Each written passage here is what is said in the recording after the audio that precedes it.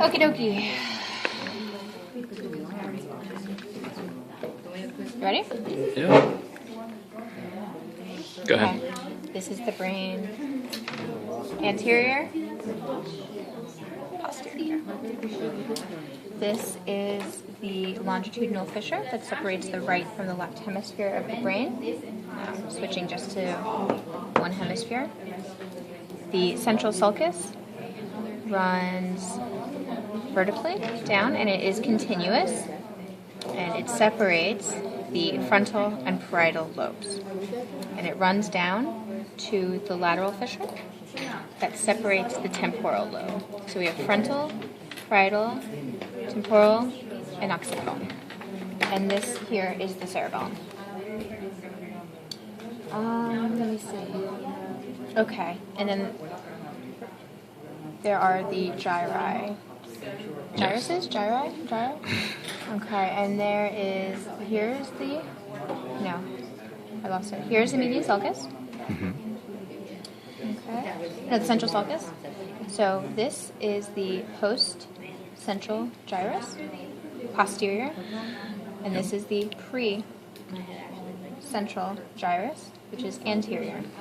To the central. Sulcus. Okie dokie. With the lateral sulcus. Olfactory bulb. Now we're moving to the inferior. Do we show them the lateral sulcus? Yeah. Oh, okay. Cool. Okay. So this is the olfactory nerve. Okay. Again, the optic nerve pokes out right there. Okay. So that's 1 and then 2. And then again we have the optic tract. Runs in there. Can you see? Yes. Okay. And that is long because it has to reach all the way back to the occipital lobe. Yes. And it is distal to the optic chasm, which is right here where it crisscrosses. All right, mammillary body is here. It is on the cerebral peduncle. Okay. Cerebral peduncle is this part of the midbrain. And that is the mammillary body. This is the pituitary gland. It hangs down, it's hanging down from the infundibulum, which is the stalk of the pituitary. Then we have the midbrain.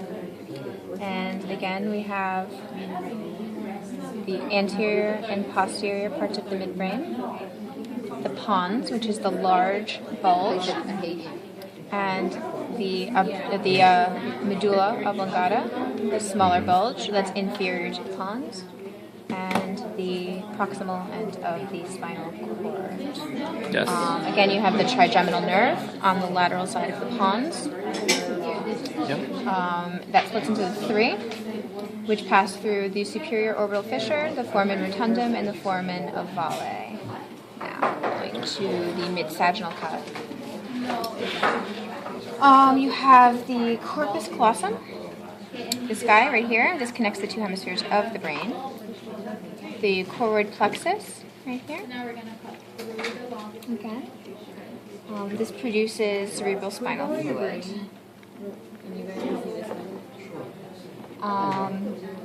And you have the septum lucidum, which is where the lateral ventricles go. It's inferior to the corpus callosum. So right here, this area right here, is the septum lucidum for the lateral ventricle. The cerebral aqueduct is right here, in between the anterior and posterior parts of the midbrain. Cerebral aqueduct. The 4th ventricle is this triangular inferior space that is anterior to the cerebellum. There is the thalamus,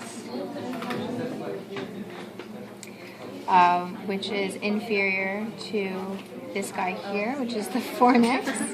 This egg-shaped structure here is She's the not even in the picture. thalamus. Oh, thinking she's funny. Okay, this right here is the thalamus, and this yolk is the intermediate mass. The hypothalamus is inferior to the thalamus. It's here, this bird's beak area. I'm not really sure that there's anything there to look at, but presumably that's where the hypothalamus lives. Just remember that. The bird's beak. Bird's beak. And the pituitary gland, yet again, Yes. hanging from its infundibulum. Again, there's the fornix, this white guy. Here. And the pineal gland, which is a bump above the superior colliculus, which may or may not be this right here. It's kind of in that area, even if it's not that right there, okay? Because these are the colliculi of the midbrain, the superior and inferior colliculi, which form, along with the other pair, the corpora quadrigemma. Okay, and there's also, again, the optic chasm, which is, really good friends with the hypothalamus because it's also the bird's beak, and that is where the optic canal crisscrosses. Optic nerve crisscrosses right there, and the distal ends go all the way back here. Cerebral peduncle is this anterior surface of the midbrain. The pons, again, for the millionth time, is this big bump. Medulla oblongata is the smaller bump inferior to the pons, and this is the proximal end of the spinal cord. The arbor vitae is here in the cerebellum, and it looks like tree, means tree of life, and that's the white matter of the brain that extends into the cerebellum. That's it now. I don't know if you want to do another video for the ventricle or just continue. Let's just go. Continue. Okay, we're just gonna go. We're rolling. Okay, so these are the ventricles. These are spaces. Now, this is clearly not a space. This is solid, but this is a 3D representation of negative space. So, this I'm just gonna is do a quick spin. Oh, check it out. This is the posterior side, back, lateral, and then anterior. It kind of looks like a ram from the front. Kind of does. So, okay, so ventricles. So this C-shaped one is the lateral ventricle. It's kind of big. Okay. And this guy here, we have another bird. The brain is full of birds. Bird brain. Bird You know where that comes from. This is the third ventricle right here. This guy right here connects the lateral ventricle and the third ventricle, and it is called the interventricular foramen. Point that out one more time. Right here. Awesome. Okay. It's a little shaky. And, cerebral act. Okay, so then we have here this guy, the triangle. This is the fourth ventricle. Okay.